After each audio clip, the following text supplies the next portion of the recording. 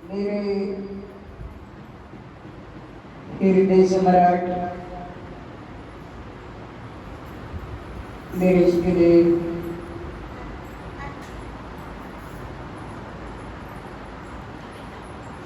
मेरे इष्टदेव की प्यारी प्यारी आत्मा,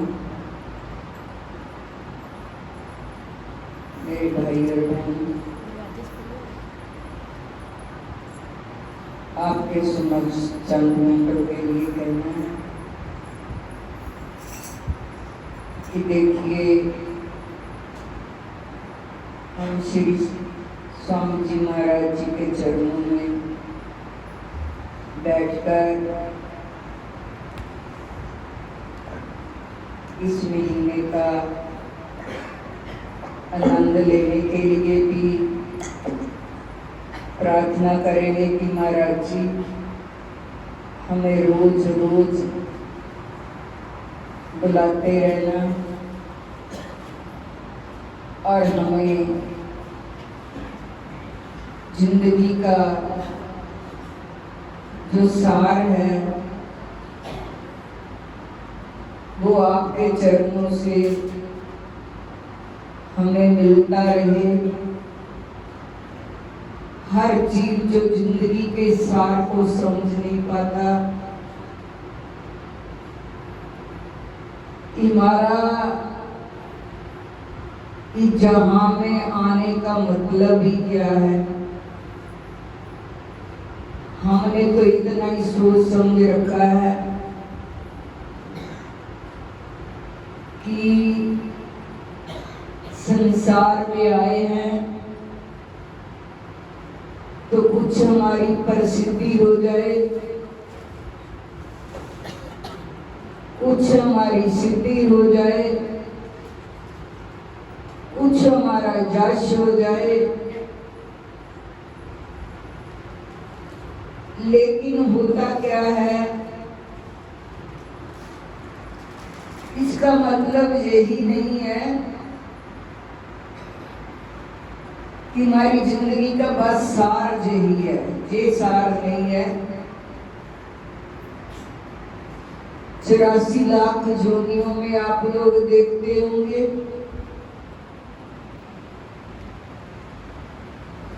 अपनी आंखों से उनका जीवन और हमारा जीवन जो चल रहा है उसमें अंतर क्या है, फर्क क्या है। अगर कुछ भी अंतर नहीं है तो हमारा जीवन पशुओं जैसा है। जितना भी यश, जितना भी अपयश, ना यश साथ में जाता है ना अपयश साथ में जाता है। साथ में क्या जाता है, जीव का एक कर्म ऐसा है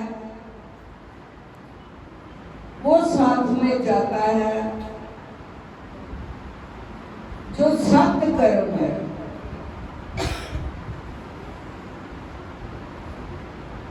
वो साथ में जाता है। तो जीवन के सार को समझने के लिए ही तो हम लोग संत की शरण में जाते हैं।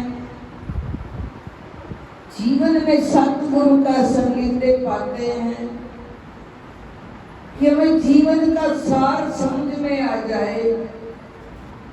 सार जीवन जीने को तो हर जन्म में बहुत नाते, बहुत रिश्ते, बहुत धन दौलत और भी योनियों में बच्चे, प्यार सब कुछ मिल जाता है। लेकिन मनुष्य देही एक ऐसी है जिसमें जीव जो है वो सार को समझ सकता है। और जब संत की शरण में जीव आता है, संत अपना एक धर्म का पालन करता है कि संत का धर्म क्या है। जैसे आपने सुना भी होगा, एक संत जा रहे थे, रास्ते में एक गंदगी से भरी हुई नाली थी,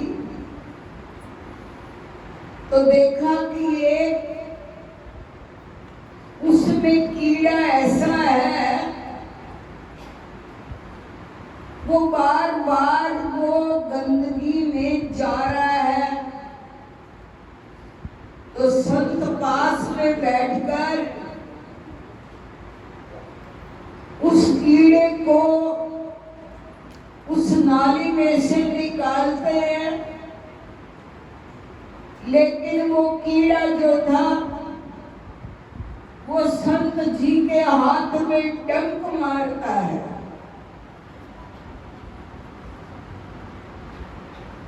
संत जी ने देखा कि कीड़ा मेरे हाथ में डंक मारकर फिर छलांग लगाकर फिर गंदी नाली में चला गया। संत जी ने उस कीड़े को फिर निकाला, लेकिन कीड़े ने फिर डंक मारा और वो कीड़ा गंदी नाली में चला गया। 5-10 बार ऐसा ही करते रहे। संत जी निकालते हैं, कीड़ा जो है वो डंक मारता है, फिर गंदगी में चला जाता है। किसी ने देखा कि ये संत इस कीड़े को निकालते हैं, कीड़ा जब हाथ में डंक मारता है तो फिर गंदगी में छलांग लगाकर चला जाता है। वो पास आकर कहने लगा, महाराज जी आप क्या करते हो, आप इसको बाहर निकालते हो, जो आपको डंक मार देता है फिर छलांग लगाकर गंदगी में चला जाता, आप क्या करते हो? इस कार्य को छोड़ दो। संत जी कहते हैं, जे कीड़ा भी मुझे शिक्षा दे रहा है, ज्ञान दे रहा है। संत जी ने उससे एक तो ज्ञान ले लिया,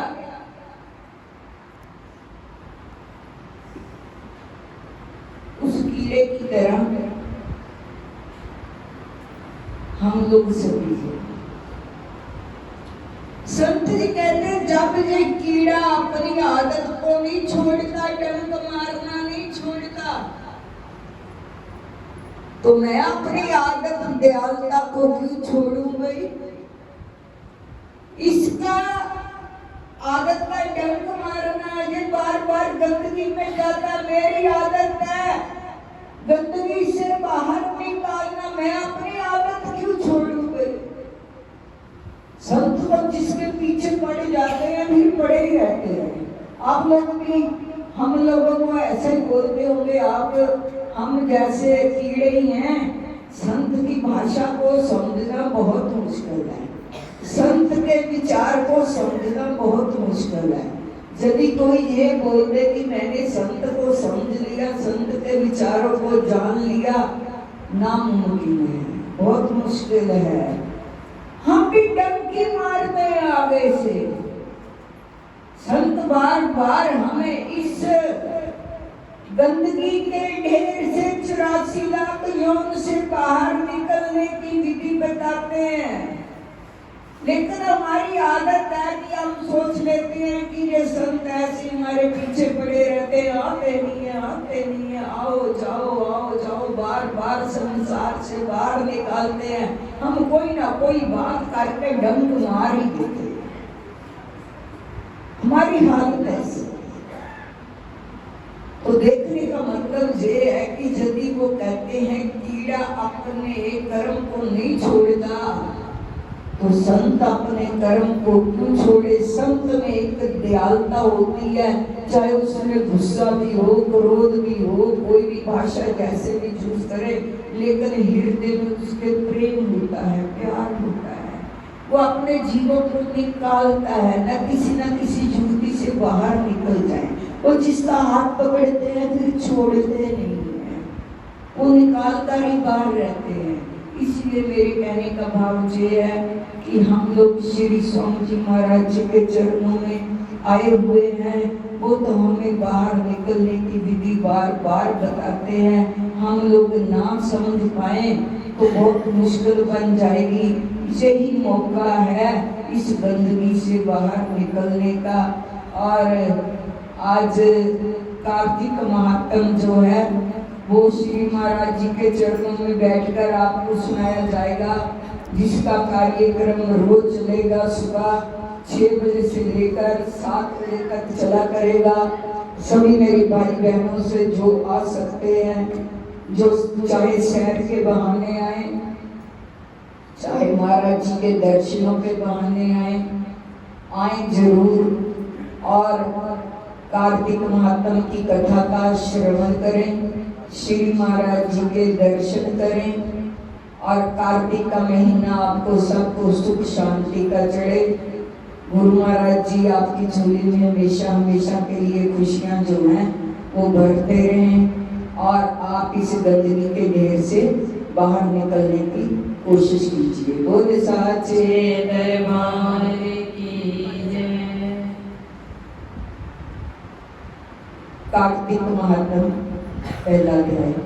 नैमिषारण्य तीर्थ में श्री सूत जी महाराज जी 88 शौनकादिक ऋषियों से बोले, अब मैं आपके सामने कार्तिक महात्म की श्रेष्ठ कथा कहता हूँ, जिसे सुनकर मनुष्य सब प्रकार के पापों से छूटकर वैकुंठ को प्राप्त कर लेता है। सूत जी ने कहा, श्री कृष्ण जी से आज्ञा लेकर नारद जी के चले जाने पर सत्यभामा प्रसन्न होकर श्री कृष्ण जी से बोली, हे नाथ, मेरा जीवन सफल हो गया। मेरे माता पिता भी धन्य हैं, जो आपकी 16,000 रानियों से मैं अत्यधिक प्यारी हूँ। मैंने वह कल्प वृक्ष आदि आपके साथ नारद जी को विधि पूर्वक दान में दिया था, परंतु वही कल्प वृक्ष मेरे घर में सदा लहराया करता है, जिसकी बात को मृत्यु लोक में भी कोई स्त्री नहीं जानती। है स्वामी, अब मैं आपसे पूछना चाहती हूँ, सो विस्तार पूर्वक कहिए, जिसे सुनकर मैं अपने हित कार्य करूँ, जिसके करने से कल्प पर्यंत भी आप मुझसे विमुख ना हो। सूत जी कहने लगे, सत्यभामा के ऐसे वचनों को सुनकर श्री कृष्ण जी हंसते हुए सत्यभामा जी की बाजू पकड़कर कल्प वृक्ष के नीचे ले गए। बोले, हे प्रिय 16,000 स्त्रियों में से मुझे तुम प्राणों के समान प्यारी हो। तुम्हारे लिए देवताओं और देवराज इंद्र से भी मैंने विरोध किया था। उस महा अद्भुत वार्ता को सुनो। सूत जी बोले, एक दिन श्री कृष्ण भगवान ने सत्यभामा के साथ गरुड़ पर सवार होकर इंद्र लोक में जाकर कल्प वृक्ष मांगा। अब इंद्र ने ना देने पर गरुड़ जी का इंद्र से घोर युद्ध हुआ था। हे प्रिय, जब तुम्हें हर चीज दे सकता हूँ, हर एक कार्य पूरा कर सकता हूँ, तो क्या तुम्हारे आश्चर्यजनक प्रश्न का उत्तर न दूंगा? ये सुनकर सत्यभामा बोली, हे प्रभु, पूर्व जन्म में मेरा कैसा स्वभाव था, किसकी उत्तरी थी, मैंने कौन सा दान व्रत या तप जिससे मुझे मृत्यु लोक में जन्म लेना पड़ा, और ऐसे कौन से शुभ कर्म किए जहाँ आकर आपकी अर्धमुनि हुई। आप गरुड़ पर सवार होकर मुझे साथ में लिए इंद्रादि देवताओं के स्थानों में फिरते हो। तब भगवान बोले, कांते, तुम पूर्व जन्म में किसकी पुत्री थी, कौन से पुण्य और व्रत आदि तथा शुभ कार्य तुमने किए थे, वे सब कहता हूँ। पूर्व समय में सप्तयुग के अंत में मायापुरी में अग्नि भूतर वे वेदों और यज्ञों का जानने वाला देव शर्मा नाम का ब्राह्मण रहता था। वह रोज अतिथियों की सेवा, हवन, सूर्य भगवान की पूजा किया करता था। इसलिए सूरज की तरह तेजस्वी उस ब्राह्मण के बुढ़ापे में एक गुणवती नाम की कन्या हुई, जिसका विवाह उस पुत्रहीन ब्राह्मण ने अपने चंद्र नाम के शिष्य के साथ कर लिया। वे दोनों पिता पुत्र की तरह रहने लगे। एक समय वे दोनों कथा और संविदा लेने के लिए वन में हिमालय की तलहटी में पहुंचे तो उन्होंने एक राक्षस को अपनी तरफ आते देखा, जिसके भय से उनके शरीर शिथिल हो गए। उनमें भागने की शक्ति भी नहीं रही। तब राक्षस ने दोनों को मार डाला। उनके धर्मात्मा होने के कारण मेरे पार्षद उनके वैकुंठ में ले गए, क्योंकि उन्होंने आजीवन सूरज की पूजा की थी, इसलिए मैं दोनों पर अति परेशान हुआ।